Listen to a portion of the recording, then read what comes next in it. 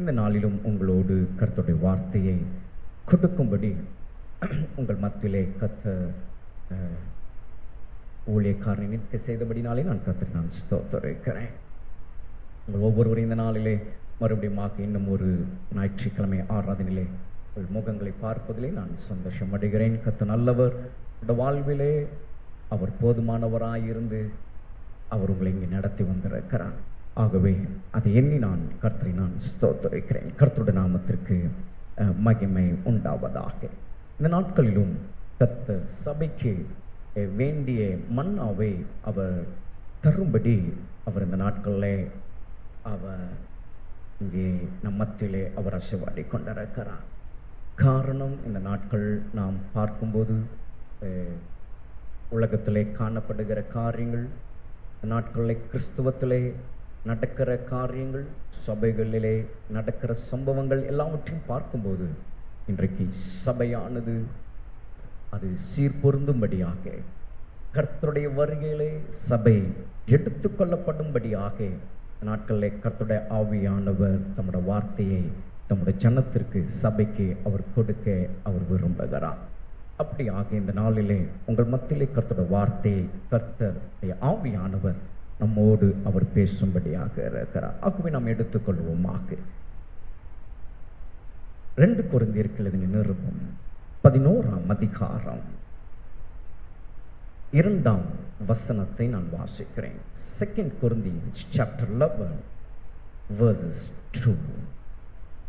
2 கொரிந்தியர் 11ஆம் அதிகாரம் 2ஆம் வசனம். நான் உங்களை கற்புள்ள கன்னிகையாக கிறிஸ்து என்னும் ஒரே புருஷனுக்கு ஒப்பு கொடுக்க நியமித்தபடியால் உங்களுக்காக தேவ வைராக்கியம் கொண்டிருக்கிறேன். ஒரே நிமிடம் அப்படியே நாம் கண்களை மூடி ஜெபிப்போம். Let's all bow down and close your eyes. நம்முடைய தலைகளை தாழ்த்தி கண்களை மூடி. பிதாவே, உம்முடைய நாமம் எங்கள் மத்தியிலே மகிமைப்பட்டு கொண்டிருப்பதற்காக ஸ்தோத்திரம். இந்த வேளையிலே உம்முடைய வார்த்தையை நீர் எங்களுக்கு காட்டியிருக்கிறீர். கர்த்தருடைய ஆவியானவர் எங்களோடு நீர் பேசும்.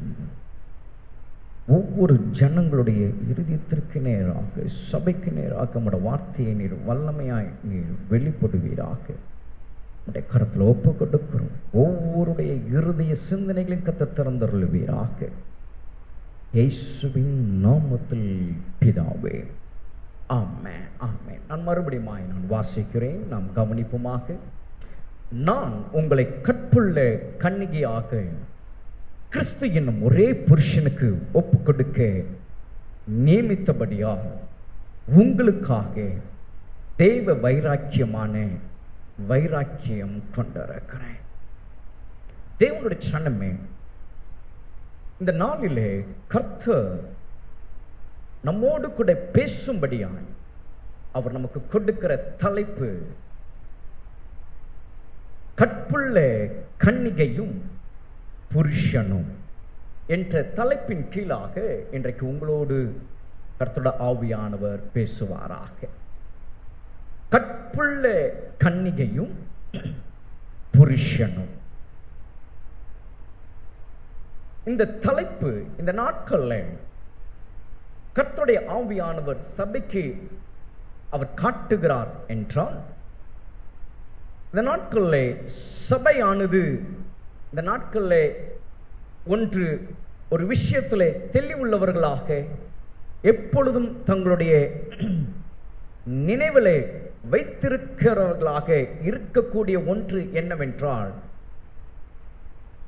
நாம் இந்த பூமிக்குரியவர்கள் அல்ல, நாம் அந்த மேலான அந்த ராஜ்யத்திற்குரியவர்கள் என்பதை நாம் எப்பொழுதும் நம்முடைய நினைவிலே கொள்ள வேண்டும்.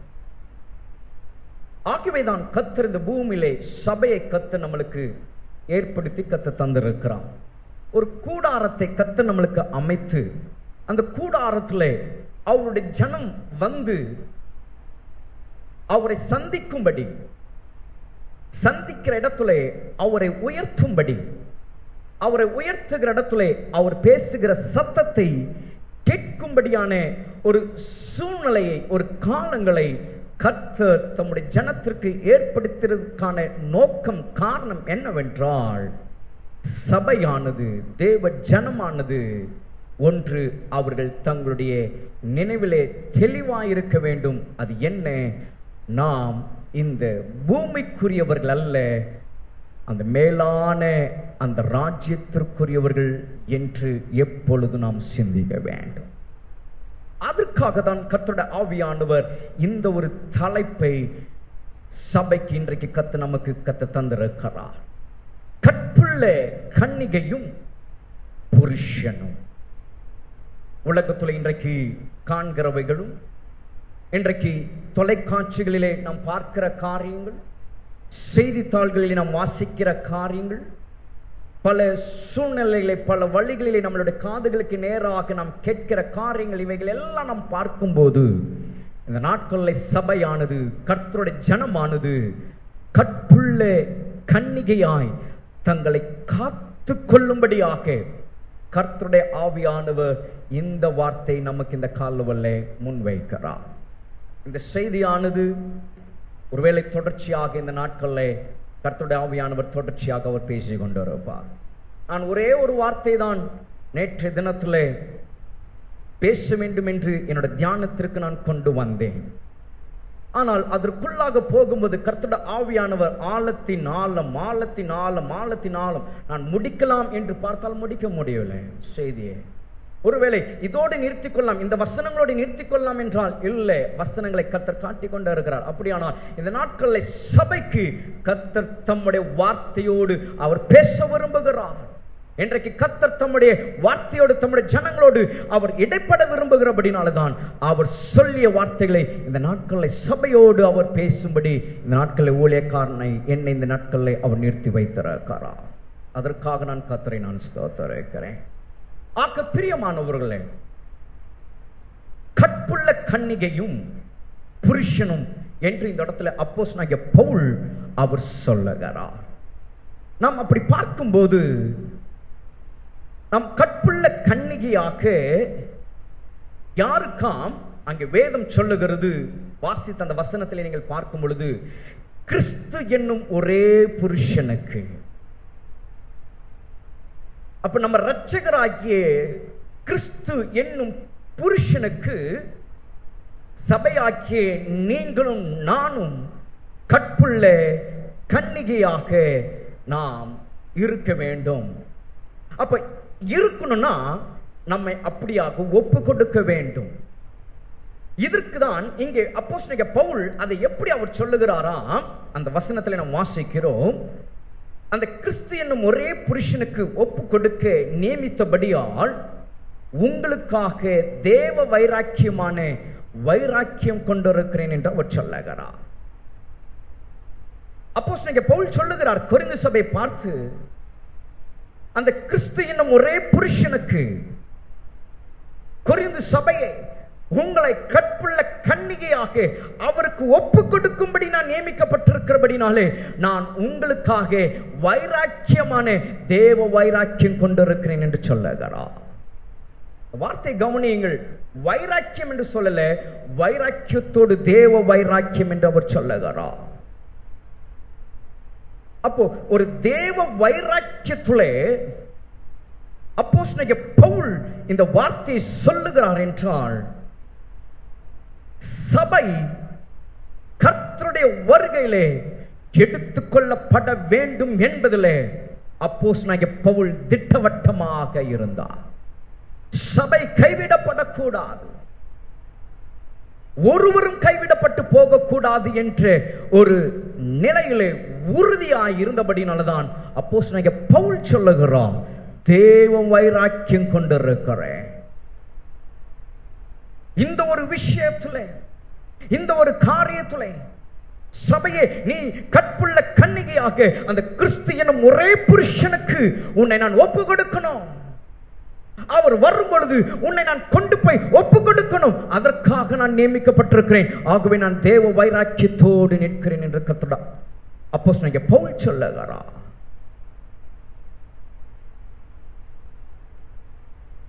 தேவனுடைய சனமே, தேவ வைராக்கியம் என்று சொல்லும்போது வேதத்தில் நீங்கள் வாசித்து பார்ப்பீர்கள் என்றால் கலாத்தியருக்கு எழுதின நிருபம் 4ஆம் அதிகாரம் 18ஆம் வசனத்துல அப்போஸ்தலனாகிய பவுல் சொல்லுகிறார். ஏன் அந்த தேவ வைராக்கியம் என்று சொல்லுகிறார்? Colossians chapter 4 verses 18 says, கலாத்தியர் 4:18, நல் விஷயத்திலே வைராக்கியம் பாராட்டுவது நல்லதுதான், அதை நான் உங்களிடத்தில் இருக்கும்போது மாத்திரமல்ல எப்பொழுதும் பாராட்ட வேண்டும் சொல்றார். நல்ல விஷயத்துல வைராக்கியம் பாராட்டுது நல்லது. இந்த நாட்கள்ல நாம் வைராக்கியம் பாராட்டுகிறோம். நாம் காட்டுகிற அந்த வைராக்கியம் எதற்கு? எண்ணத்திற்கு? ஒன்றுமே இல்லாத அப்பிரோஜனம் உள்ள காரியத்திற்கு நாம் வைராக்கியம் கொண்டிருக்கிறோம். ஆனால் இங்கே அப்போஸ்தலனாகிய பவுல் சொல்லுகிறார், உங்களை கிறிஸ்து என்னும் புருஷனுக்கு உங்களை கற்புள்ள கன்னியாக அவர்கிட்ட நான் ஒப்பு கொடுக்கணும். உங்களை அதற்கு நான் தேவ வைராக்கியம், இதை ஒரு நல்ல விஷயம் என்று சொல்லுகிறார். இந்த ஒரு காரியத்தை கிறிஸ்து என்னும் புருஷனுக்கு கற்புள்ள கன்னியாகிய உங்களை கொண்டு போய் ஒப்பு கொடுக்கிறது ஒரு நல்ல விஷயம். Yes, that's a good thing. அதற்காக தான் நீங்களும் நானும் அழைக்கப்பட்டிருக்கிறோம். அதற்காக தான் நீங்களும் நானும் பிரித்தெடுக்கப்பட்டிருக்கிறோம். அதற்காக தான் கர்த்தர் உங்களை மென்னியும் கர்த்தர் மகிமையும் படுத்தி வைத்திருக்கிறார். ஆகவேதான் இங்கே அப்போஸ்தலனாகிய பவுல் சொல்லுகிறார், நல்ல விஷயத்துல வைராக்கியம் பாராட்டுவது நல்லதுதான். இன்னும் ஓசியா தீர்க்கதரிசன புஸ்தகம் 2ஆம் அதிகாரம் சில வசனங்கள், அநேக வசனங்களை நான் உங்களுக்கு காட்ட நான் விரும்புகிறேன் இன்றைக்கு. ஆகவே என்னோடு கூட மிக வேகமாக வாருங்கள். ஓசியா தீர்க்கதரிசன புஸ்தகம் 2ஆம் அதிகாரம் வசனங்கள் 19 மற்றும் 20 அந்த தேவ வைராக்கியத்தை குறித்து அப்போஸ்தலனாகிய பவுலுக்குள்ளாக உண்டாக்க காரணம் என்ன? இந்த இடத்துல ஓசியா இப்படியாக அவர் சொல்லுகிறார். 2ஆம் அதிகாரம் 19, 20 வசனங்கள்ல வாசிக்கும் போது அங்கு வேதம் சொல்லுகிறது பாருங்க. நித்திய விவாகத்திற்கென்று எனக்கு நியமித்துக் கொள்ளுவேன். 20ஆம் வசனத்தில் வாசிக்கிறோம், உண்மையாய் உன்னை எனக்கு நியமித்துக் கொள்ளுவேன். அப்போ இங்கே அப்போஸ்தலனாகிய பவுல் தேவ வைராக்கியம் கொண்டவனாய் சபையை பார்த்து, நீங்கள் கற்புள்ள கன்னிகையாக கிறிஸ்து எனும் ஒரே புருஷனுக்கு உங்களை நான் ஒப்பு கொடுக்கணும் அப்படின்ற விஷயத்துல எதற்கு அவருக்கு வைராக்கியமாம், தேவ வைராக்கியமாம், அந்த நித்திய விவாகத்திற்கு. The day is coming, இந்த நாள் ஒன்று வருகிறது, ஒரு நித்திய விவாகம் ஒன்று நடக்க போகிறது. திருமண நாட்களிலே பிரசங்கியார்கள் பிரசங்கிப்பார்கள், முதலாவது திருமணத்தை கர்த்தர் ஏதேன் தோட்டத்திலே அவரே நடத்தி வைத்தார் என்று. இரண்டாவது ஒரு திருமணத்திலே அவர் கலந்து கொண்டார் என்று.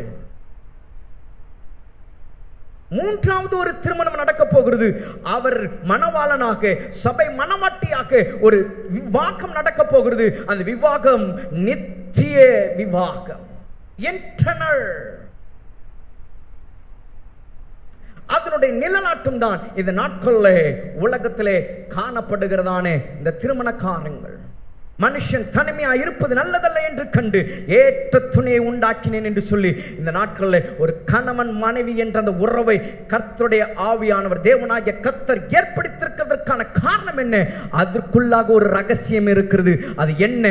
கணவன் மனைவி உறவு எப்படி இருக்கிறதோ அது போல ஒரு உறவு இதோ வருகிறது ஒரு நாள். அந்த நாள் அந்த நித்திய விவாகத்திலே கிறிஸ்துவோடு கூட சபையானது அந்த உறவு கொள்ளவிருக்கிறது. ஹல்லேலூயா. ஆகவேதான் பவுல் சொல்லுகிறார், இந்த விஷயத்திலே, இந்த நல்ல விஷயத்திலே நான் தேவ வைராக்கியம் கொண்டிருக்கிறேன். ஏனென்றால் நடக்க போகிறது நித்திய விவாகம். அந்த நித்திய விவாகத்திலே அந்த மணவாளனாகிய கிறிஸ்து என்னும் அந்த ஒரே புருஷனுக்கு சபையாக்கிய நீங்கள் கற்புள்ள கன்னிகையாய், நீங்கள் மணவாட்டியாய் அவர் அருகிலே நீங்கள் நிற்க வேண்டும் என்பதற்காக. இன்னும் ஒரு வார்த்தை கூட நீங்கள் வாசிக்கலாமே. 1 கொரிந்தியர் 4ஆம் அதிகாரம் 15ஆம் வசனத்தை நீங்கள் வாசித்து பார்ப்பீர்கள் என்றால், ஒருவேளை நான் கொடுக்கிற இந்த ரெஃபரன்ஸ் முடிஞ்சா நீங்க எழுதிக்கங்க. ஏன்னா வராதவர்களுக்கு நீங்கள் உட்கார்ந்து இதை பற்றி பேசுங்க. இது ஒரு முக்கிய ஒரு செய்தி. இன்றைக்கு இது சபைக்கு இன்றைக்கு தேவையான ஒரு செய்தி. ஆகவே இதை குறித்து நீங்கள் உங்களுடைய வீடுகளில் நீங்கள் பேசுங்க. உங்கள் குடும்பத்தோடு உட்கார்ந்து இதை பேசுங்க. கர்த்தருடைய நாமத்திற்கு மகிமை உண்டாக்க 4ஆம் அதிகாரம் 15ஆம் வசனத்தை நீங்கள் வாசித்து பாருங்கள். 1 Corinthians chapter 4 verses 15 says like this: கிறிஸ்துவுக்குள் 10,000 உபாத்தியர்கள் உங்களுக்கு இருந்தாலும் தகப்பன்மார் அநேகர் உங்களுக்கு இல்லையே. கிறிஸ்து இயேசுவுக்குள் சுவிசேஷத்தினால் நான் உங்களை பெற்றேன் என்று இந்த இடத்துல சொல்லுகிறார். அப்ப அப்போஸ்தலனாகிய பவுலுக்குள்ளாக அந்த தேவ வைராக்கியம் ஏன் வந்ததுன்னா, கிறிஸ்து இயேசுவுக்குள்ளாக, ஸ்தோத்திரம், கிறிஸ்து இயேசுவுக்குள்ளாக அவர் பெற்றபடினாலே அவருக்கு ஒரு காரியம் நியமிக்கப்பட்டிருக்கிறது. என்ன? அவருக்கு கொடுக்கப்பட்டிருக்கிற சபையை கற்புள்ள கன்னிகையாய் அந்த கிறிஸ்து என்னும் ஒரே புருஷனுக்கு ஒப்பு கொடுக்க வேண்டும் என்கிற ஒரு விஷயம். ஆகதான் அப்போஸ்தலனாகிய பவுல் சொல்லுகிறார், இந்த விஷயத்திலே நான் தேவ வைராக்கியம் கொண்டிருக்கிறேன். தேவ சபையை இந்த காலவில் கர்த்தருடைய ஆவியானவர் நம்மோடு கூட பேசி கொண்டிருக்கிறார். உங்கள் நடுவில் நின்று கொண்டிருக்கிற ஊழியக்காரனாக உங்களோடு கூட இந்த வார்த்தையை பகிர்ந்து கொண்டிருக்கிறேன் என்றால் தேவ வைராக்கியத்தோடு பேசி கொண்டிருக்கிறேன். மாம்சத்துல வைராக்கியத்தோடு இல்ல, ஆவியில தேவ வைராக்கியத்தோடு பேசி கொண்டிருக்கிறேன். காரணம், இங்கே அமர்ந்திருக்கிற ஒருவரும் கர்த்தருடைய வருகையிலே கைவிடப்பட்டு போக கூடாது என்கிற ஒரு விஷயத்திலே ஊழியக்காரனாக எனக்கு நியமிக்கப்பட்டிருக்கிறதுல நான் உங்களை சபையை கற்புள்ள கன்னிகையாக கிறிஸ்து என்னும் ஒரே புருஷனுக்கு உங்களை கொண்டு போய் அவர் அருகிலே நிற்க வேண்டும் என்பதற்காக இந்த காலவல்லே தேவ வைராக்கியம் கொண்டவனாய் உங்கள் அருகிலே பேசிக் கொண்டிருக்கிறேன். ஆகவேதான் பொதுவாக நான் ஊழியத்திலே வருகிறவர்கள், வந்து நிற்கிறவர்கள், வந்து வந்து போகிறவர்களை குறித்து நான் பார்ப்பதே கிடையாது. கர்த்தர் எனக்கு கொடுத்ததை ஜனங்களுக்கு அப்படியே கொடுத்து வருகிறவர்களை, வந்து கர்த்தரை மகிமைப்படுத்துகிறவர்களை பிசிறு இல்லாமல் அவருக்கு முன்பாக கற்புள்ள கன்னிகையாய் அவர்களை நிற்க வேண்டும் என்கிற ஒரே தரிசனத்தோடு தேவ வைராக்கியம் கொண்டவனாய் இந்த ஊழியத்திலே நான் நின்று கொண்டிருக்கிறேன். தேவனுடைய ஜனமே, ஆகவே கர்த்தருடைய ஜனம், இந்த வார்த்தை கேட்டுக்கொண்டிருக்கிற கர்த்தருடைய பிள்ளைகள், நீங்கள் உங்களோட வாழ்க்கையில வருகிறவர்கள், வந்து போகிறவர்கள், வராதவர்கள், இவர்களை பற்றி நாம் இந்த நாட்களை நினைக்க வேண்டாம். இவர்களை குறித்து யோசிக்க வேண்டாம். நாட்கள் அநேகருக்கு என்னன்னா, வந்தவர்கள் அநேகர் இல்லையே என்ற ஒரு எண்ணம் வந்து விடுகிறது. அது ஒருபோதும் உங்களுக்கு வர வேண்டாம். அதனால அநேகர் என்ன நினைக்கிறாங்கன்னா, சபையில் ஏதோ ஒரு குறை போல இருக்கு, சபை சரியில்லை போல இருக்கு, பாஸ்டர் சரியில்லை போல இருக்கு, அவருடைய வாழ்க்கை சரியில்லை போல இருக்கு நினைக்க தோணுது. அதெல்லாம் நீங்க நினைக்காதீங்க. கர்த்தருடைய பரிசுத்த நாமத்திற்கு ஸ்தோத்திரம் உண்டாவதாக. இந்த நாட்களில் கர்த்தருடைய பிள்ளைகளாகிய ஒவ்வொரு விசுவாசிகளுக்குள்ளாக இருக்க வேண்டியது என்ன? தேவ வைராக்கியம். சபைக்கு ஒரு ஊழியக்காரனாக என்னை கர்த்தர் ஒரு தேவ வைராக்கியமாக இங்கே நிற்க வைத்திருக்கிறார் என்றால், உங்கள் குடும்பத்திற்கு கர்த்தர் உங்களை ஒரு தேவ வைராக்கியமாய் கர்த்தர் உங்களை வைத்திருக்கிறார். அந்த தேவ வைராக்கியம் உங்களுடைய குடும்பத்தை சார்ந்து இருக்க வேண்டும். இந்த நாட்களில் மற்ற காரியங்களை யோசித்து, மற்ற காரியங்களை சிந்தித்து, நம்முடைய விசுவாசம், நம்முடைய ஆத்துமாவை அவரோடு கூட இருக்கிற அந்த உன்னத மகிமை, அந்த உன்னத அனுபவத்தில் இருந்து குறைத்துக் கொள்ளாதபடிக்கு இன்றைக்கு ஆத்துமா, கர்த்தர் நமக்கு தந்திருக்கிற அந்த விலையேற பெற்ற அந்த ஆத்துமா அவருடைய வருகையிலே அவருக்கு முன்பாக போய் நிற்கும்படி தேவ வைராக்கியம் கொண்டவர்களாய் இந்த நாட்களில் நாம் மாற வேண்டும். இதான் இன்றைக்கு நான் கர்த்தருடைய ஊழியத்தை செய்து கொண்டிருக்கிறேன். என்னை பற்றி நிறைய ரூமர்கள் வந்துகிட்டு தான் இருக்கு, எல்லாம் என் காதுக்கு வருகிறது. ஒன்றை குறித்து நான் கவலைப்படுவேன். ஏனென்றால் என்னுடைய ஜீவியம், என்னுடைய நடத்தை, என்னுடைய வாழ்க்கை, என்னுடைய வழிகள் கர்த்தர் ஒருவர் அறிந்திருக்கிறார். கர்த்தருடைய நாமத்திற்கு மகிமை உண்டாகட்டும். கர்த்தர் எனக்கு ஒப்பு கொடுத்திருக்கிறதுல, எனக்கு கர்த்தர் நியமித்திருக்கிறதுல தேவ சபையோடு தேவ வைராக்கியமாய் பேசிக் கொண்டிருக்கிறேன். அப்போஸ்தலனாகிய பவுல் அப்படியாக கொரிந்து சபைக்கு முன்பாக அவர் சொல்லுகிறார், நான் தேவ வைராக்கியம் கொண்டிருக்கிறேன். இது ஒரு இன்ட்ரோவாக, ஒரு தொடக்கமாக உங்களோடு கூட பேசிக் கொண்டிருக்கிறேன் தேவச்சனமே. இந்த நாட்களில் தேவ வைராக்கியம் கொண்டிருங்க. மாம்சத்துல நீங்கள் கொண்டிருக்கிற அந்த வைராக்கியம் உங்களை விட்டு விலகி இன்றைக்கு குடும்பம், கர்த்தர் உங்களுக்கு தந்திருக்கிற குடும்பம், கர்த்தர் உங்களுக்கு தந்திருக்கிற கணவன், கர்த்தர் உங்களுக்கு தந்திருக்கிற மனைவி, கர்த்தர் உங்களுக்கு தந்திருக்கிற பிள்ளைகள் இன்றைக்கு கர்த்தருடைய வருகையிலே கர்த்தருக்கு முன்பாக நிற்கும்படி அவர்களை பிசிறி இல்லாமல் கற்புள்ள கன்னிகையாய் அவர்களை நீங்கள் கொண்டு போகும்படி தேவ வைராக்கியம் பாராட்டுங்க. அது நல்லது. கர்த்தருடைய நாமத்திற்கு மகிமை உண்டாவதாக. அப்படி இந்த இடத்துல அப்போஸ்தலனாகிய பவுல் ஒரு காரியத்தை அவர் கோட் பண்ணுகிறார். அந்த 2 கொரிந்தியர் 11ஆம் அதிகாரம் 2ஆம் வசனத்தில் நாம் வாசிக்கும் போது என்ன வாசிக்கிறோம்? கன்னிகையும் புருஷனும் என்று பார்க்கிறார். மனைவி புருஷன் என்று அந்த இடத்துல வேதம் சொல்லல, துணைவி புருஷன் என்று அந்த இடத்துல வேதம் சொல்லல. மாறாக அங்கே வார்த்தை என்ன சொல்லுதுன்னா, கன்னிகையும் புருஷனும். கர்த்தருடைய நாமத்திற்கு மகிமை உண்டாகட்டும். இந்த வேளையிலே முதலாவது புருஷனை குறித்து கொஞ்சம் உங்களுக்கு ஃபர்ஸ்ட் ஒரு பிகினிங்கா, ஒரு தொடக்கமாக கொஞ்சம் சொல்லிட்டு இந்த செய்தி முடிக்கிற நாட்களில் இதே புருஷனை குறித்து இன்னும் ஒரு சில காரியங்கள் முடிவிலையும் உங்களோடு கூட நான் பகிர்ந்து கொள்ள நான் வாஞ்சிக்கிறேன். அதற்கிடையிலே கர்த்தருடைய ஆவியானவர் சபையோடு கூட பேசும்படியாக இருக்கிற வார்த்தைகளை கர்த்தருடைய ஆவியானவர் சபையோடு அவர் பேசிக்கொண்டே இருப்பார். அப்ப முதலாவது இந்த இடத்துல நம்ம பார்க்கிறோம் புருஷன்.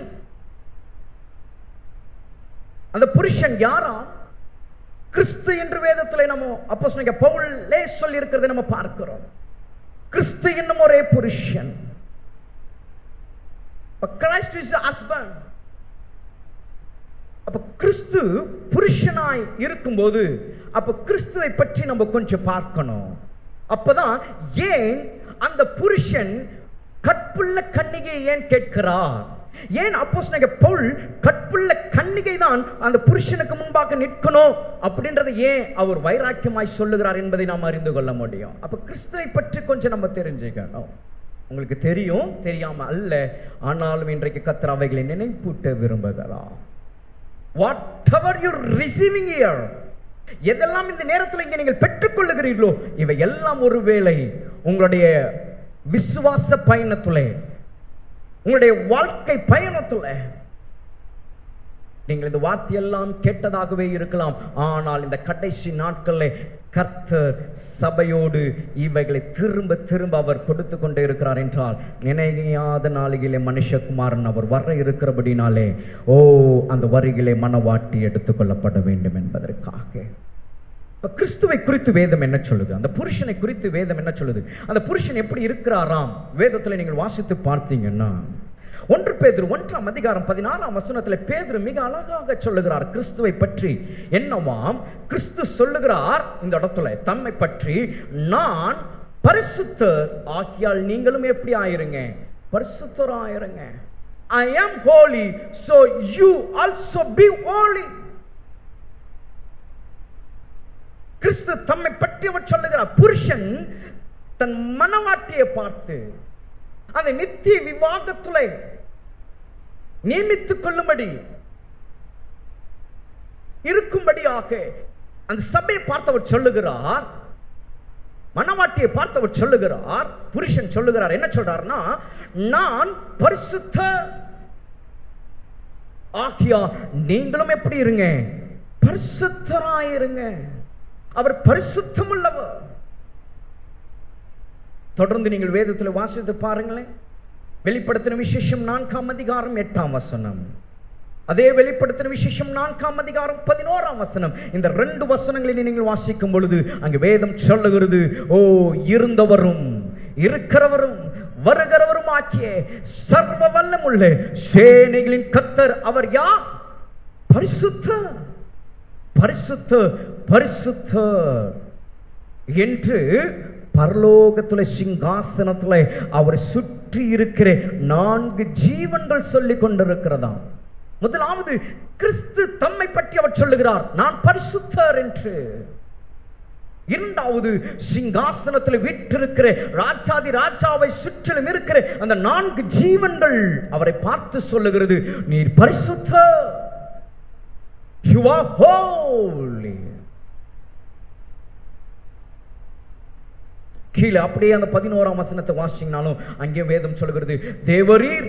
அந்த ஒரு வசனத்தை வாசிக்கலாம், அது ரொம்ப நல்லா இருக்கும். வெளிப்படுத்தின விசேஷம் 4ஆம் அதிகாரம் 11ஆம் வசனம். கர்த்தாவே, தேவரீர் மகிமையையும் கனத்தையும் வல்லமையையும் பெற்றுக் கொள்ளுகிறதற்கு பாத்திரராயிருக்கிறேன். அவர் யாராம்? பாத்திரர். எதற்கு பாத்திரராம்? மகிமைக்கு, கனத்திற்கு, வல்லமைக்கு அவர் யாராயிருக்கிறார்? பாத்திரராயிருக்கிறார். அவர் பரிசுத்தர் மாத்திரமல்ல, அவர் இத்தனை காரியங்களுக்கும், மகிமைக்கும், கனத்திற்கும், வல்லமைக்கும் பாத்திரராயிருக்கிறார். ஓ, நம்முடைய தேவனாகிய என் அப்பன் இயேசு கிறிஸ்து என்னும் புருஷன். இன்னும் வேதத்தில் அவரை பற்றி நிறைய சொல்லியிருக்கு. அவரை பற்றி நாம் இந்த நேரத்தில் சொல்லிக் கொண்டு போக நமக்கு நேரம் இல்லை. என் அப்பன் இயேசு கிறிஸ்துவை குறித்து, அந்த புருஷனை குறித்து வேதம் சொல்லுகிறது, அவர் பரிசுத்தர், அவர் கனத்திற்குரியவர், அவர் மகிமைக்குரியவர், அவர் வல்லமைக்குரியவர். அப்படிப்பட்ட அந்த புருஷனுக்கு வாழ்க்கைப்பட போறவங்க, திருமணம் பண்ண போறவங்க, அந்த நித்திய விவாகத்திலே அந்த மணவாளனுக்கு மணவட்டியாக போறவங்க எப்படி இருக்கணுமா? கற்புள்ள கன்னிகையாயிருக்க வேண்டும். ஆகவேதான் இப்படிப்பட்டவர் நம்முடைய தேவனாகிய கர்த்தர், இப்படி இருக்கிறவர் ஆபிரகாமை பார்த்து சொன்னார். ஆதியாகமம் 17ஆம் அதிகாரம் 1ஆம் வசனத்திலே நீங்கள் வாசிப்பீர்களானால், Genesis chapter 17 verses 1 says like this. அவர் சொல்லுகிறார் ஆபிரகாமை பார்த்து, நான் சர்வ வல்லமுள்ள தேவன், நீ எனக்கு முன்பாக நடந்து கொண்டு உத்தமனாயிரு, உத்தமனாயிரு. கனத்திற்கும் மகிமைக்கும் வல்லமைக்கும் பரிசுத்தராயிருக்கிற அந்த புருஷன் சொல்லுகிறார், ஓ மணவாட்டியே. அன்றைக்கு ஆபிரகாமை பார்த்து சொன்ன அதே வார்த்தை இன்றைக்கு சபையாகிய மணவாட்டியை பார்த்து சொல்லுகிறார், உனக்கு வாழ்க்கை கொடுக்க போகிறேன், இந்த என்னுடைய நித்திய விவாகத்தில் உன்னை மணவாட்டியாய் சேர்த்துக் கொள்ள போகிற புருஷனாகிய நான் சர்வ வல்லமுள்ள தேவனாகிய கர்த்தர். இன்றைக்கு அவரை விளையாட்டான எடுத்துக் கொள்ளுகிறவர்கள் அநேகராயிருக்கிறார்கள். இன்றைக்கு சபை, இன்றைக்கு கர்த்தருடைய பிள்ளைகள் அவரை ஒரு சாதாரண ஒரு மனுஷனாக, ஒரு சாதாரண ஒரு தெய்வமாக, ஏதோ ஒரு கடவுளாக நாம் எண்ணிக்கொண்டிருக்கிறோம். நாம் செய்கிற காரியங்கள் எல்லாவற்றிலும் அவரை நாம் ஒரு விளையாட்டாக நாம் பார்க்கிறோம். ஆனால் வேதம் சொல்லுகிறது, நான் சர்வ வல்லமுள்ள தேவன், நீ எனக்கு முன்பாக நடந்து கொண்டு எப்படி ஆயிரு? உத்தமனாயிரு. புருஷன் சொல்லுகிறார் மணவாட்டியை பார்த்து, உத்தமனாயிரு. உத்தமமாயிருக்கும் போதுதான் அந்த கன்னிகை கற்புள்ள கன்னிகையாய் அதை எப்பொழுதும் இருக்க முடியும். அப்போ சபை, நீங்கள் எப்படி இருக்கணும்? இப்படி ஒரு காரியத்தை புருஷன் சொல்லுவார்னா சபை எப்படி இருக்கணும்? பொதுவா திருமணத்துல ஒரு மகனுக்கு ஒரு மகளை பார்க்கும்போது, ஒரு மகளை ஒரு மகனுக்கு பார்க்கும்போது எவ்வளவு காரியங்கள் அங்கே வைக்கிறார். எக்ஸ்பெக்டேஷன் ஒன்று உண்டு இல்லை? பயோடேட்டால எல்லாம் எழுதுவாங்க, கீழே எக்ஸ்பெக்டேஷனும் எழுதுவாங்க. எனக்கு வர்ற மகன் இப்படி இருக்கணும், எனக்கு வர்ற மகள் இப்படி எல்லாம் இருக்கணும். அப்போ உலகத்துல ஒரு கணவன் மனைவி என்ற அந்த உறவு, அந்த வாழ்க்கைக்கு ஒரு எக்ஸ்பெக்டேஷன் இருக்கும்னா, நித்திய நித்திய காலமாய் ஓ, இந்த வானத்தையும் இந்த பூமியையும் உண்டாக்கின சர்வ வல்லமுள்ள தேவனோடு, ஓ, வேதம் சொல்லுகிறது, அவர் நம்மோடு கூட நித்திய காலமாய் அவர் வாழ விரும்புகிறவர். இதோ அந்த ஒரு நாளை கர்த்தர் நியமித்திருக்கிறார். அந்த நாள் ஒன்று வரும்போது அவரோடு கூட வாழ போகிறோம். அந்த வாழ்க்கைக்கு ஒரு விவாகம் நடக்க போகிறது. அந்த விவாகம் ஒரு சாதாரணமான விவாகம் அல்ல, அது நித்திய விவாகம். அப்ப அவருக்கு எவ்வளவு எக்ஸ்பெக்டேஷன் இருக்கும், அவர் எவ்வளவு எதிர்பார்ப்பாரு, எவ்வளவு விஷயங்களை அவர் தன்னுடைய மனவாட்டியின் இடத்துல, அந்த கன்னிகையின் இடத்துல அவர் எதிர்பார்ப்பார். அதை தான் அப்போஸ்தலனாகிய பவுல் சொல்லுகிறார், உங்களை கன்னிகையாக அல்ல, கற்புள்ள கன்னிகையாய் அவரிடத்திலே நான் ஒப்பு கொடுக்க நான் இருக்கிறேன், நியமிக்கப்பட்டிருக்கிறேன். தேவ ஜனமே, அப்படியானால் இந்த நாட்களில் சபை நீங்கள் எப்படி இருக்க வேண்டும்? கற்புள்ள கன்னிகையாய் இருக்க வேண்டும். சபையே, கன்னிகையே, ஒன்றை நீங்கள் மறந்து போகாதீங்க. இப்பொழுது நீங்கள் வாழ்ந்து கொண்டிருக்கிற வாழ்க்கை இது ஒரு வாழ்க்கை அல்ல. இப்போ நீங்கள் வாழ்ந்துகிட்டு இருக்கிற வாழ்க்கையில உங்களுக்கு உபத்திரவம் இருக்கலாம், போராட்டங்கள் இருக்கலாம், கஷ்டங்கள் இருக்கலாம், அவமானங்கள் இருக்கலாம், நிந்தைகள் இருக்கலாம், துயரங்கள் இருக்கலாம், பாரங்கள் இருக்கலாம், சஞ்சலங்கள் இருக்கலாம், வேதனைகள் இருக்கலாம், சோர்வுகள் இருக்கலாம், தனிமைகள் இருக்கலாம், உடைக்கப்பட்டிருக்கலாம். வாழ்க்கை இது ஒரு வாழ்க்கை அல்ல. இந்த பூமிக்குரிய வாழ்க்கையில உங்களுக்கு உபத்திரம் இருக்கும், பிரச்சனைகள் இருக்கும், போராட்டம் இருக்கும். ஆனால் ஒன்றை நீங்கள் அறிந்து கொள்ளுங்க, இந்த போராட்டமான வாழ்க்கையில, இந்த உபத்திரமான வாழ்க்கையில, இந்த கஷ்டமான இந்த காலங்களில் நீங்கள் கற்புள்ள கன்னிகையாய், அவர் எதற்காக உங்களை இந்த உலகத்திலிருந்து உங்களை பிரித்தெடுத்து ஒரு சபை உள்ளாக கர்த்தர் உங்களை வைத்து இன்றைக்கு உங்களை வணைந்து உங்களை ஆயத்தப்படுத்திக் கொண்டு உங்களை அலங்கரித்துக் கொண்டிருக்கிறாரோ, அந்த அலங்கரிப்பாகிய அந்த அலங்கரிப்புல கன்னிகையானது கற்புள்ளதாய் இருக்கும்படி இன்றைக்கு இருக்கும்படி ஜாக்கிரதைப்படுங்க. அப்ப கற்பு என்று சொல்லும் பொழுது இதை நாம் சாதாரணமாக விளையாட்டாக நாம் எடுத்துக்கொள்ளவே முடியாது. அப்போஸ்தலனாகிய பவுல் இதை பற்றி என்ன சொல்லுகிறார் என்று நாம் பார்க்க போகிறோம். பவுல் இந்த விஷயத்துல தன்னை பற்றி அவர் மிக அழகாக சொல்லுகிறார். என்ன வாசிக்கலாம்? 2 கொரிந்தியர் 6ஆம் அதிகாரம் 3ஆம் வசனம் முதல் 10ஆம் வசனம் வரையில் மிக வேகமாக நான் வாசிக்கிறேன். இந்த கற்பை பற்றி அப்போஸ்தலனாகிய பவுல் தன்னை பற்றி அவர் என்ன சொல்லுகிறார்? 2 Corinthians chapter 6 verses 3 to 10.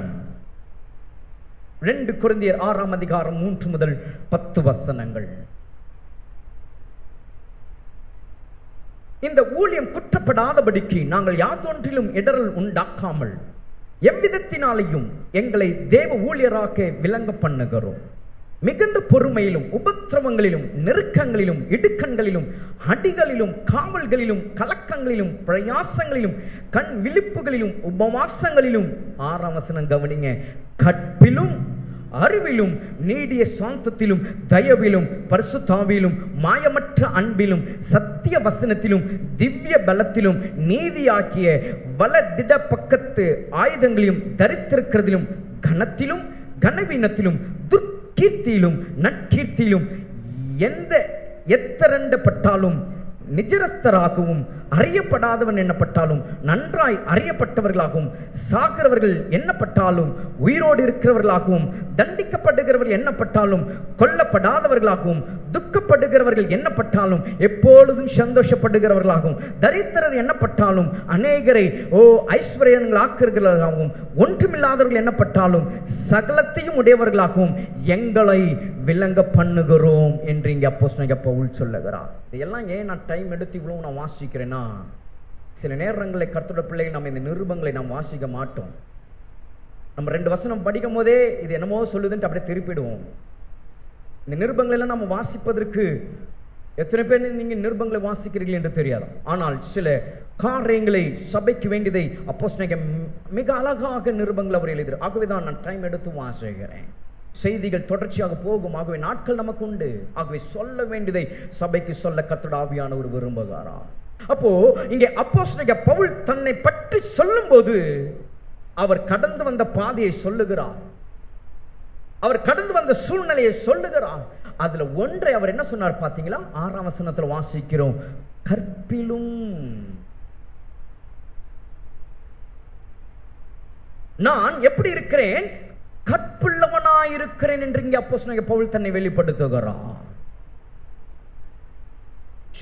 அதோடு முடிஞ்சுதா? இல்ல.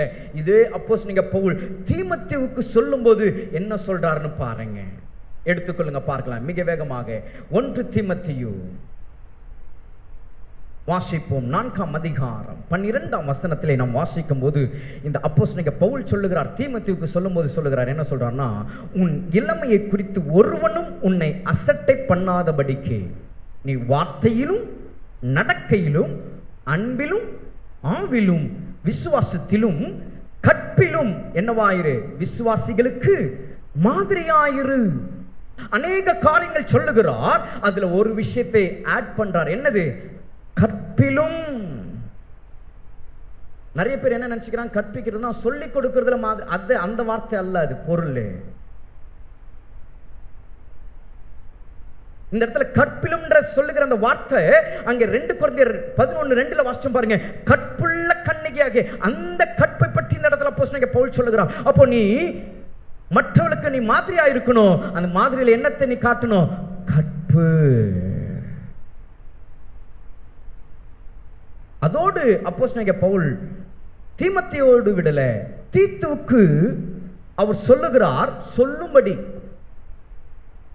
சொல்லிக் கொடுக்கிறார். நீ அங்க போற, நீ ஒரு திருமண நிகழ்ச்சிக்கு போற, ஒரு திருமண காரியத்தில் நீ கலந்து கொள்ள போற, நீ தான் பேசுவ, உனக்கு தான் அந்த அழைப்பு கொடுப்பாங்க, நீ தான் பேச வேண்டியதா இருக்கும். அப்ப நீ பேசும்போது இந்த விஷயத்தை நீ கரெக்டா சொல்லிடு அப்படின்னு சொல்றாரு அப்போஸ்தலன் பவுல். ஒரு திருமணத்தில் தீத்து அழைக்கப்படுகிறார். அப்போ அங்கே அவர்தான் பிரசங்கியா. அப்போ அந்த இடத்துல போகும்போது தீத்துக்கு பவுல் சொல்லி அனுப்புகிறார், இதை போய் சொல்லு. என்ன? 2ஆம் அதிகாரம் 1ஆம் வசனம் முதல் 8ஆம் வசனம் வரைக்கும் நான் மிக வேகமாக நான் வாசிக்கிறேன். எல்லாரும் கவனியுங்கள் வார்த்தை. தீத்து 2ஆம் அதிகாரம், டைட்டஸ் சாப்டர் 2 verses 1 to 8. நீயோ ஆரோக்கியமான உபதேசங்களுக்கு ஏற்றவைகளை பேசு. திருமணத்துல பேசுன்னு சொல்றாரு. என்ன? முதிர் வயதுள்ள புருஷர்கள் ஜாக்கிரதை உள்ளவர்களும் நல்ல ஒழுக்கம் உள்ளவர்களும் தெளிந்த புத்தி உள்ளவர்களும் விசுவாசத்திலும் அன்பிலும் பொறுமையிலும் ஆரோக்கியம் உள்ளவர்களாயிருக்கும்படி புத்தி சொல்லு. முதிர் வயதுள்ள ஸ்திரீகளும் அப்படியே பரிசுத்தத்திற்கேற்ற விதமாய் நடக்கிறவர்களும் அவதூறு பண்ணாதவர்களும் மதுபானத்திற்கு அடிமைப்படாதவர்களுமாய் இருக்கவும் தேவ வசனம் தூஷிக்கப்படாதபடிக்கு பாலிய ஸ்திரீகள் தங்கள் புருஷனிடத்திலும் தங்கள் பிள்ளைகளிடத்திலும் அன்புள்ளவர்களும் தெளிந்த புத்தி உள்ளவர்களும் கற்புள்ளவர்களும் வீட்டில் தரித்திருக்கிறவர்களும் நல்லவர்களும் தங்கள் புருஷருக்கு கீழ்ப்படுகிறவர்களுமாய் இருக்கும்படி அவர்களுக்கு படிப்பிக்கத்தக்கதாக நற்காரியங்களை போதிக்கிறவர்களுமாய் இருக்கவும் முதிர் வயதுள்ள ஸ்திரீகளுக்கு புத்தி சொல்லு. அப்படியே பாலிய புருஷரும் தெளிந்த புத்தி உள்ளவர்களாயிருக்கும்படி நீ புத்தி சொல்லி நீயே எல்லாவற்றிலும் உன்னை நற்கிரியைகளுக்கு மாதிரியாக காண்பித்து.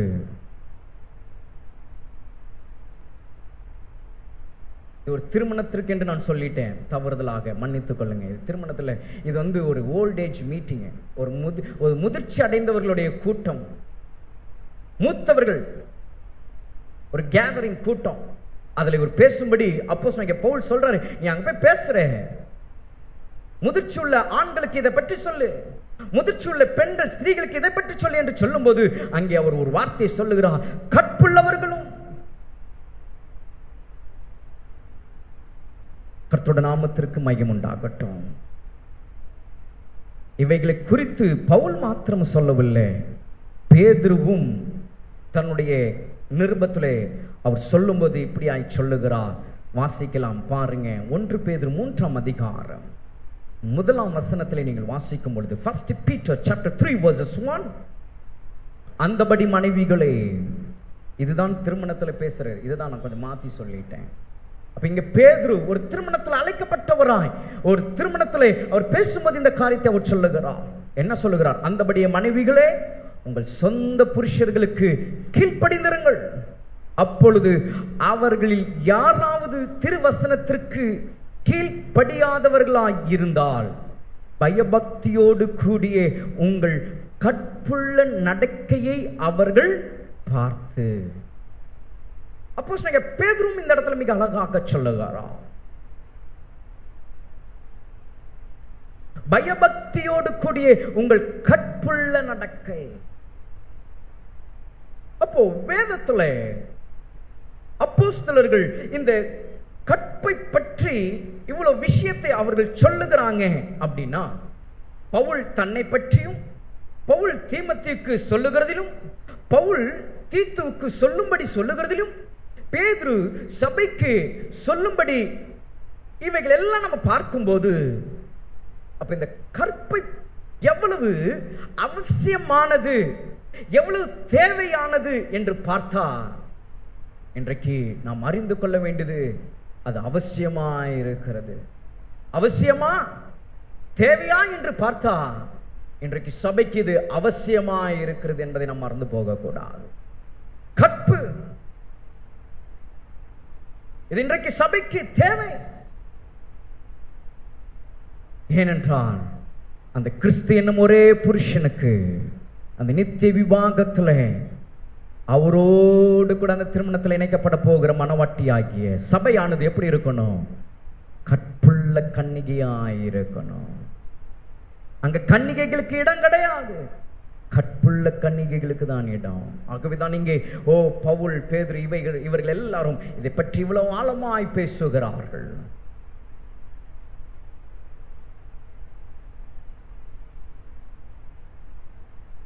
ஆகவேதான் அப்போஸ்தலனாகிய பவுல் கொரிந்து சபையை பார்த்து சொல்லும் போது, உங்களை கற்புள்ள கன்னிகையாக என்று அந்த இடத்துல அவர் சொல்லுகிறார். இது ஒரு அவசியம் இல்லை, இது ஒரு தேவை இல்லைன்னு சொல்லியிருந்தா, கிறிஸ்து என்னும் ஒரே புருஷனுக்கு உங்களை கன்னிகையாக நான் கொண்டு அவரை சேர்க்கணும்னு அப்படி சொல்லிட்டு போயிருக்கலாம். ஆனா அந்த சபைக்கு அவர் சொல்லும் போது அவர் என்ன சொல்றாரு? உங்களை கற்புள்ள கன்னிகையாக. அப்போ கன்னிகை எப்படி இருக்கணும்? கற்புள்ளதா இருக்கணும். அதான் நான் செய்திக்குள்ளே நான் வரேன். கற்பு என்று சொல்லும்போது இதை பற்றி நாம் அறிந்து கொள்ள வேண்டும். கற்புள்ள கன்னிகை என்று நாம் அப்படியே பார்த்து விட்டு போனால் அது அல்ல. கற்புனா என்ன? எதை அப்போஸ்தலனாகிய பவுல் சொல்லுகிறார்? எதை கர்த்தர் சபை அந்த புருஷன் எதிர்பார்க்கிறார்? இந்த கற்பை குறித்து 13 காரியங்கள் சொல்லப்படுகிறது. அதனால்தான் இந்த செய்தி தொடர்ச்சியாய் போகும்னு சொன்னேன். ஆனால் 13 காரியங்களை பற்றி நான் உங்களோடு கூட நான் பேச போறதில்லை. சபைக்கு தேவையான பக்தி விருத்தி அடையக்கூடிய 8 காரியங்கள் இந்த கற்பிலே காணப்படுகிறது. அப்போஸ்தலனாகிய பவுல் எதை அவர் கற்புள்ள கன்னிகையாக உங்களை என்று சொல்லுகிற அந்த விஷயத்துல எந்த 8 விஷயங்கள் என்ன அப்படின்னு நீங்க பார்த்தீங்கன்னா, முதலாவது வலுவாத. நான் வேகமாக சொல்லிட்டு போயிடுறேன், இவைகளை நாம் வருகிற நாட்களில் பார்க்க போகிறோம். வலுவாத. இரண்டாவது சட்ட வரம்பு மீறாத. எல்லாம் வேதத்தில் உள்ள வார்த்தைகள். மூன்றாவது அடக்க ஒடுக்கமுடைய. நான்காவது பண்பு நயமுடைய. அஞ்சாவது தூய்மையான. ஆறாவது குற்றமற்ற. ஏழாவது வாக்கு நாணயமான. எட்டாவது தன் நடக்கமுடைய. ஒன்பதாவது பகற்றற்ற எளிமையான. இந்த காரியங்கள் எல்லாம் கற்புள்ள என்ற ஒரு விஷயத்திற்குள்ள வருதுங்க. கற்புனா நம்ம என்ன? சுத்தமா இருக்கணும் அப்படிதான் நம்ம நினைப்போம். அதுல ஒன்று தூய்மைன்னு பார்த்தோம். தூய்மையா இருக்கணும், ஒன்னும் கரை இருக்கக்கூடாது அப்படிதான் நம்ம நினைப்போம். கற்புள்ள அப்படின்னா நம்மளோட நினைவுக்கு அது ஒரு வார்த்தையில நம்ம முடிச்சிருவோம். ஆனால் இங்கே 13 வார்த்தைகள், அதில் 9 வார்த்தைகள் நம்ம இந்த இடத்துல பார்க்கிறோம். இவை எல்லாம் இந்த நாட்களில் சபையாகிய மனவாட்டிக்குள்ளாக இருக்க வேண்டுமா? கற்புள்ள கன்னிகை என்று சொல்லும்போது இந்த 9 உள்ளடங்கிய ஒரு மனவாட்டி தான் அந்த ஒரே புருஷனாகிய கிறிஸ்துவுக்கு முன்பாக அந்த நித்திய விவாகத்தில் நிற்க முடியும். இல்லை அப்படின்னா அந்த 10 கன்னிகைகள்ல 5 பேர் கைவிடப்பட்டாங்க. பாருங்க, எதனால கைவிடப்பட்டாங்க? அதனால்தான் அந்த மத்தேயுவில நம்ம வாசிக்கிறோம், பரலோக ராஜ்யத்திற்குரியதுல அந்த 10 கன்னிகைகளை குறித்து நம்ம பார்க்கிறோம். வேற எங்கேயாவது அந்த இடத்துல அந்த சம்பவத்துல சொல்லப்படல. பரலோக ராஜ்யத்தை குறித்து பேசும்போதுதான் அந்த 10 கன்னிகைகள் குறித்து என் அப்பன் இயேசு சொல்லுகிறார். அப்ப அந்த பரலோக ராஜ்யம் அது வரப்போகிறது. அந்த ராஜ்யத்துல பங்கடைய போகிற பங்குள்ளவர்களாகிய மணவாட்டி ஆகிய சபையானது, அந்த கன்னிகையானது எப்படி இருக்கணுமாம்? கற்புள்ள கன்னிகையாக இந்த 9 உடையதாயிருக்கணும். அதுல ஒன்று இந்த வேளையில நம்ம பார்க்கலாம். முதலாவது ஒரு காரியம், கற்புள்ள கன்னிகையாக இருக்கணும்னா வலுவாதபடி.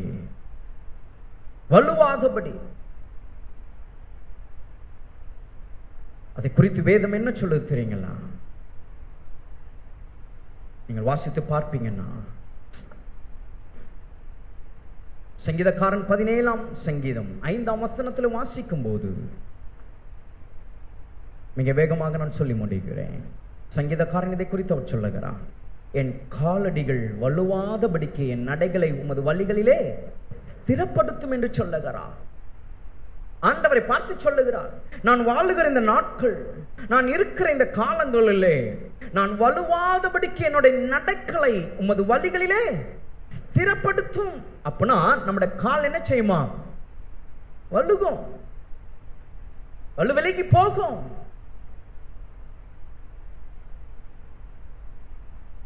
அது மாத்திரமல்ல, சங்கீதம் 18:35 நீங்கள் வாசிச்சீங்கன்னா அங்கே சங்கீதக்காரன் சொல்லுகிறான், 18:35 Psalm 18:35 says, என் கால்கள் வலுவாதபடிக்கு நான் நடக்கிற வழியை அகலமாக்கினேன். அங்கே சங்கீதக்காரன் கேட்கிறான், ஸ்திரப்படுத்தும் என்று. ஆண்டவர் அந்த இடத்துல அகலமாக்குகிறார். ஒரு மனுஷனோட வாழ்க்கையில வலுவிலைக்கு போகிற ஒரு சூழ்நிலை ஏற்படுகிறது. துதிக்கிற மனுஷன், எப்பொழுது கர்த்தரை துதிக்கிற மனுஷன், எப்பொழுது தேவனை ஸ்தோத்திரிக்கிற மனுஷன், எப்பொழுது தேவனை மகிமைப்படுத்துகிற மனுஷன் சொல்லுகிறான், என் கால்கள் வலுவாதபடிக்கு என் நடைகள். இந்த நாட்களில் சபை நாம் கர்த்தரை ஸ்தோத்திரிக்கிறதுல, கர்த்தரை துதிக்கிறதுல, கர்த்தரை ஆராதிக்கிறதுல, கர்த்தரை மகிமைப்படுத்துகிறதுல நாம் எப்படிப்பட்டவர்களாக இருக்கிறோம்? எதை நாம் இந்த நாட்களில் முன்னுரிமை கொடுக்கிறோம்? எதற்கு நாம் முன்னுரிமை கொடுத்து நாம் வாழ்ந்து கொண்டிருக்கிறோம்? இங்கே சங்கீதக்காரன் தேவனுக்கு முன்னுரிமை கொடுத்தவனை சொல்லுகிறான், ஓ, நான் என்னதான் உமக்கு நான் முன்னுரிமை கொடுத்து நான் ஆராதித்து ஸ்தோத்திரித்து மகிமைப்படுத்தி கொண்டிருந்தாலும் என்னுடைய கால் வலுவாதபடிக்கு என்னுடைய நடைகளை காத்து கொள்ள என்னை ஸ்திரப்படுத்தும் என்று சொல்லுகிறாரா? என்ற நாட்களில் நம்மளுடைய அனுபவம் எப்படிப்பட்டதா இருக்கிறது சிந்தித்து பாருங்க. ஆகவேதான் இங்கே சங்கீதக்காரன் 18:35 சொல்லுகிறான், என் கால் வலுவாதபடிக்கு நான் நடக்கிற வழியை நீர் என்ன செஞ்சு அகலப்படுத்தினே. நம்முடைய தேவனாகிய கர்த்தர் அவர் நல்லவர், நம்மை நோக்கி கூப்பிடுகிற யாவருக்கும் சமீபமாயிருக்கிறவர், நல்ல தகப்பன் அவர். நீங்கள் அவரை கூப்பிட்டு பாருங்க, நீங்கள் ஒரு விஷயத்தை நீங்க அவரிடத்துல கேட்டு பாருங்க, நிச்சயம் அவர் உங்களுக்கு மறு உத்தரவு கொடுக்கிறவராயிருக்கிறார்.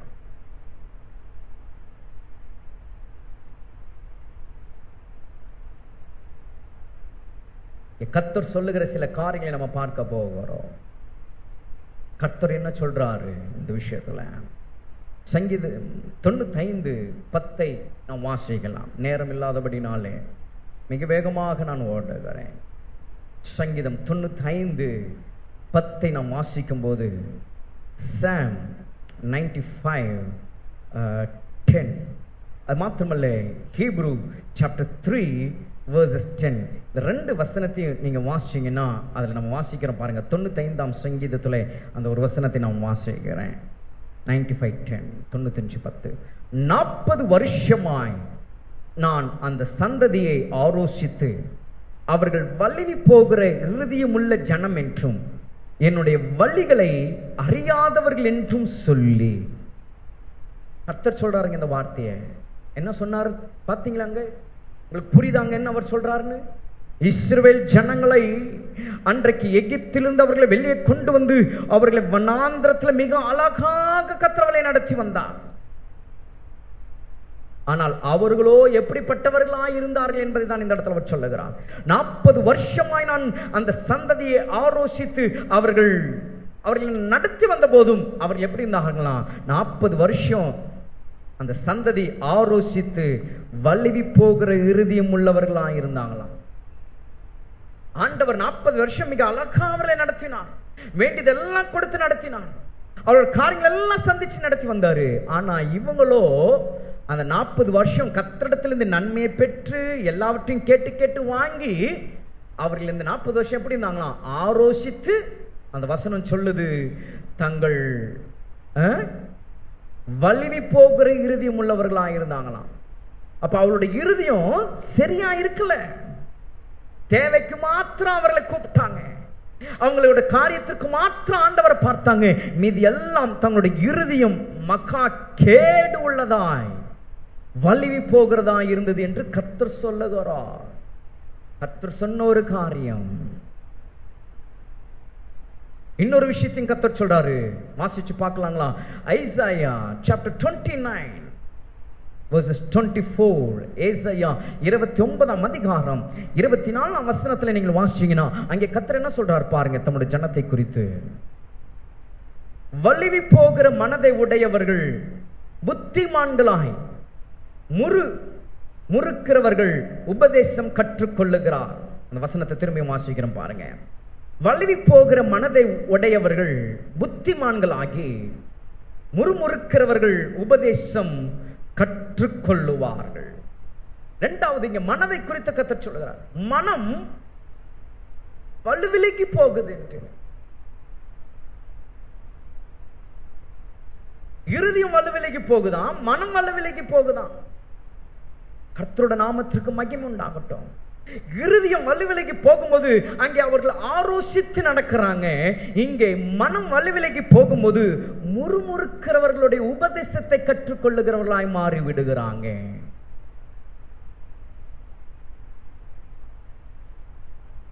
இதுதான் வலுவிலைக்கு போகிற ஒரு காரியம். இன்றைக்கு அப்ப சபை சிந்தித்து பார்க்க வேண்டும், கன்னிகை சிந்தித்து பார்க்க வேண்டும், மனவாட்டி சிந்தித்து பார்க்க வேண்டும். கர்த்தருக்கு முன்பாக நான் எப்படிப்பட்டவளாக நான் நிற்கிறேன். என்னுடைய இருதயத்தில், என்னோட மனதில் கர்த்தருக்கு முன்பாக நல் மனசாட்சியோடு கூட நான் நிற்கிறேனா என்பதை இந்த காலவழி நீங்கள் சிந்தித்து பார்க்கணும். உங்களுடைய இருதயம் எப்படிப்பட்டதா இருக்கு? உங்களுடைய இருதயம் வலுவிலகி ஆலோசிக்குதான்? உங்களுடைய மனம் வலுவிலகி முறுமுறுக்கிறவருடைய உபதேசங்களை கற்றுக்கொள்ளுகிறவர்களாக இன்றைக்கு உங்களுடைய வாழ்க்கை அப்படியாய் போகிறதா என்பதை நீங்கள் சிந்தித்து பார்க்க வேண்டும். கர்த்தருடைய ஆவியானவர் தம்முடைய வார்த்தையை அவர் வெளிப்படுத்துகிறார். சிந்தித்து பார்க்க வேண்டும். கற்பு என்று சொல்லும்போது, ஓ, இந்த கற்பு எது நம்மளை காண்பிக்குது? வலுவிலகி போகிற காரியத்தை காண்பிக்குது.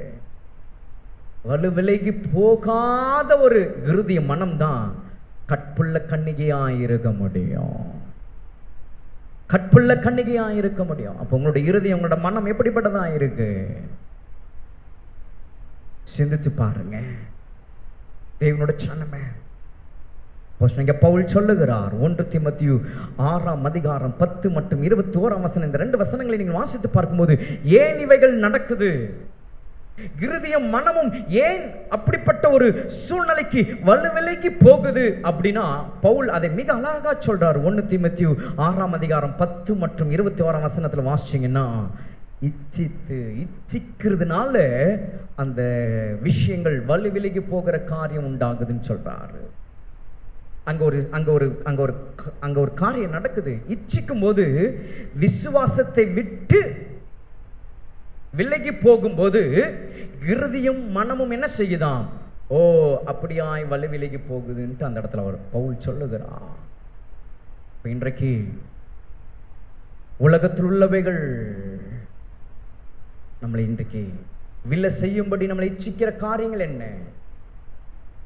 நல்லது என்று நம்ம கண்களுக்கு முன்பாக தோன்ற செய்து அதை இச்சிக்கும்படியாக அதிலிருந்து வெளியே வர முடியாதபடிக்கு, அதிலிருந்து விடுதலையாக்க முடியாதபடிக்கு நம்மளை இச்சித்து நம்முடைய விசுவாசத்தை விட்டு விலக செய்து நம்முடைய இருதயமும் மனமும் விலகி போகக்கூடிய ஒரு சூழ்நிலைக்கு நம்மளை தள்ளக்கூடியது எது என்பதை நீங்கள் ஆராய்ந்து பாருங்க.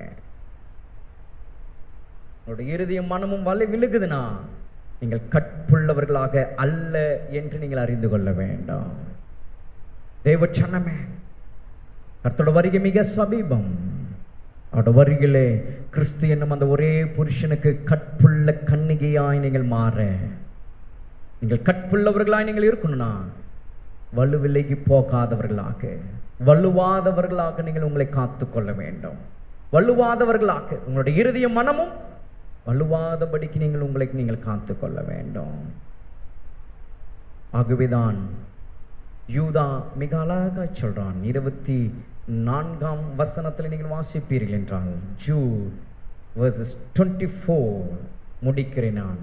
யூதா 24ஆம் வசனத்தில் நீங்கள் வாசிக்கும் போது இப்படியாய் சொல்லுகிறார், வலுவாதபடி உங்களை காக்கவும் தமது மகிமை உள்ள சன்னிதானத்தில் மிகுந்த மகிழ்ச்சியோடு உங்களை மாசற்றவர்களாய் நிறுத்தவும் வல்லமை உள்ளவருக்கு இந்த காலவல்லை உங்களை முழுவதுமாய் ஒப்பு கொடுங்க. ஒருவேளை என்னோட இருதயம், என்னோட மனம் வலுவிலகி போகுது, சூழ்நிலை என்னை மேற்கொள்ளுகிறது, என்னை சுற்றிலும் இருக்கிறதான காரியங்கள் என்னை வலுவிலகி செய்கிறது, என்னோட இருதயம் என்னோட மனமும் அதற்கு இச்சித்து அப்படி போய்விடுகிறது அப்படின்ற ஒரு காரியம் உங்களுடைய இருதயத்திற்குள்ளாக, உங்களுடைய மனதுக்குள்ளாக உண்டாகுமானால், இந்த வேளையிலே இதோ வலுவாதபடிக்கு உங்களை காக்கிறவர் தமது மகிமுள்ள சன்னிதானத்தில் மிகுந்த மகிழ்ச்சியோடு உங்களை மாசற்றவர்களாய் நிறுத்த வல்லமை உள்ளவருக்கு முன்பாக உங்களை முழுவதுமாய் நீங்கள் ஒப்பு கொடுக்கும் போது வலுவாதவர்களாய் கற்புள்ள கன்னிகையாய் நீங்கள் மாற கர்த்தருடைய ஆவியானவர் இந்த வேளையில் அவர் உங்களுக்கு உதவி செய்ய அவர் வல்லவராயிருக்கிறார். ஏனென்றால் சாலமோன் ராஜா தன்னுடைய ஞானத்திலே மிக அழகாய் சொல்லுகிறார். உன்னத பாட்டு 4:7 என் பிரியமே நீ பூரண ரூபவதி, உன்னில் பழுதொன்றும் இல்லை. பழுதொன்றும் இல்லாதவர்களாய் அந்த கிறிஸ்து என்னும் ஒரே புருஷனுக்கு முன்பாக நீங்கள் நிற்கும்படி கர்த்தருடைய ஆவியானவர் இந்த காலவல்ல பேசுகிறார். கற்புள்ள கன்னிகையாய் நீங்கள் இருக்கணும்னா உங்களுடைய இருதயம் மனம் வலுவாதவர்களாக, உங்களோட வலி விலகி போகாதவர்களாய் உங்களோட ஆத்மாவை நீங்கள் காத்துக்கொள்வீர்கள் என்றால், நீங்கள் தான் அந்த கிறிஸ்து என்னும் ஒரே புருஷனுக்கு மனவாட்டியாய் நீங்கள் அவருக்கு முன்பாக நிற்கிறீங்க. எழுந்து நிற்போமா? நிற்கிறவே இல்லை. யாவும் நின்று கொண்டு கர்த்தருடைய சமூகத்திலே ஒரு நிமிஷம் கேட்கும்போது, ஏன் இவைகள் எல்லாம் கர்த்தர் சொல்லுகிறா? வலுவாதபடிக்கு கற்புள்ள கன்னிகையா இருக்கணும். வலுவாதவர்கள் தான் கற்புள்ள கன்னிகைனா, அப்ப இன்றைக்கு நீங்க கற்புள்ள கன்னிகையாய் நீங்கள் மாறுங்க. ஏன்? அந்த நாள் ஒன்று வருகிறது. அந்த நாளிலே தேவ சன்னமே அவருக்கு முன்பாக நாம் நிற்க போகிறோம் என்று வேதம் சொல்லுகிறது. வெளிப்படுத்தின விசேஷம் 14ஆம் அதிகாரம் 1 முதல் 5 வசனங்கள் வரையிலே நீங்கள் வாசிக்கும் போது இப்படியாக நாம் வாசிக்கிறோம். நாம் எல்லாம் நின்று கொண்டிருக்கும் பொழுது இந்த வார்த்தைகளை நீங்கள் கேளுங்க. அந்த கிறிஸ்து என்னும் ஒரே புருஷனுக்கு முன்பாக நிற்க வேண்டியவர்கள் நாம் கற்புள்ள கன்னிகையாக நாம் இருக்கணும். இந்த இடத்துல நம்ம வாசிக்கிறோம் இப்படியாக, பின்பு நான் பார்த்தபோது இதோ சீயோன் மலையின் மேல் ஆட்டுக்குட்டியானவரையும் அவரோடு கூட அவருடைய பிதாவின் நாமும் தங்கள் நெற்றிகளில் எழுதப்பட்டிருந்த 144,000 பேரை நிற்க கண்டேன். நன்றாய் கவனியுங்கள் இந்த வார்த்தையை. அல்லாமலும் பெருவெள்ள இரைச்சல் போலவும் பலத்த இடி முழக்கம் போலவும் ஒரு சத்தம் வானத்திலிருந்து உண்டாக கேட்டேன். நான் கேட்ட சத்தம் சுரமண்டலக்காரர் தங்கள் சுரமண்டலங்களை வாசிக்கிற ஓசை போல் இருந்தது. அவர்கள் சிங்காசனத்திற்கு முன்பாகவும் 4 ஜீவன்களுக்கு முன்பாகவும் மூப்பர்களுக்கு முன்பாகவும் புது பாட்டை பாடினார்கள். அந்த பாட்டு பூமியிலிருந்து மீட்டு கொள்ளப்பட்ட 144,000 பேரை அல்லாமல் வேறு ஒருவரும் கற்றுக்கொள்ளக்கூடாதிருந்தது. அவர்கள் யார் என்று இங்கே 4ஆம் வசனம் சொல்லுகிறது. ஸ்திரீகளால் தங்களை கரைப்படுத்தாதவர்கள் இவர்களே, கற்புள்ளவர்கள் இவர்களே, ஆட்டுக்குட்டியானவர் எங்கே போனாலும் அவரை பின்பற்றுகிறவர்களும் இவர்களே. இவர்கள் மனுஷரிலிருந்து தேவனுக்கும் ஆட்டுக்குட்டியானவருக்கும் முதற் பலனாக மீட்டு கொள்ளப்பட்டவர்கள். இவர்களுடைய வாயிலே கபடம் காணப்படவில்லை. இவர்கள் தேவனுடைய சிங்காசனத்திற்கு முன்பாக மாசில்லாதவர்களாயிருக்கிறார்கள். கற்புள்ள கன்னிகை இந்த கிறிஸ்து என்னும் ஒரே புருஷனுக்கு முன்பாக நிற்கப் போகிறவர்களை குறித்து சொல்லப்பட்ட வார்த்தை மாசில்லாதவர்களாயிருந்தார்கள். பழுதொன்றுமில்லாதவர்களாய் அங்கே நின்று புது பாட்டை பாடினார்கள். புது பாட்டை பாடினார்கள். அந்த 1,44,000 பேர்ல சபை நீங்களும் நானும் ஒருவராய் நிற்க வேண்டும். அந்த ஆட்டுக்குட்டியானவருக்கு முன்பாக, அந்த மனவாட்டிக்கு முன்பாக, அந்த புருஷனுக்கு முன்பாக நீங்களும் நானும் நிற்க போகிறோம். விசுவாசம் உள்ளவர்களாய் இந்த வெள்ளை கர்த்தருடைய சமூகத்தில் நம்மை முழுவதுமாய் தாழ்த்தி, ஆண்டவரே, கற்புள்ள கன்னிகையாய் உமக்கு முன்பாக நான் நிற்க என்னை நான் ஒப்பு கொடுக்கிறேன். இந்த நாட்களில் வலு விலகி போகிற ஒரு சூழ்நிலை, எதில் நான் வலு விலகுகிறேன், எதில் விட்டு நான் போகிறேன், என்னை அதிலிருந்து என்னை விடுதலை ஆக்கும் ஆண்டவரிடத்தில் கேளுங்க. கர்த்தர் உங்களுக்கு உதவி செய்ய ஒரு வல்லவராயிருக்கிறார்.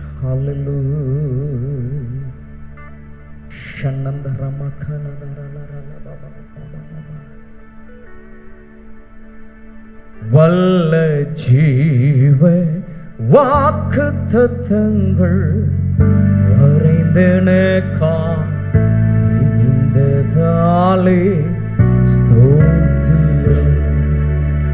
ஆபத்திலே அரும் துணையே, பாதைக்கு நல்ல தீபமிதே. ஆபத்திலே அரும் துணையே, பாதைக்கு நல்ல தீபமிதே.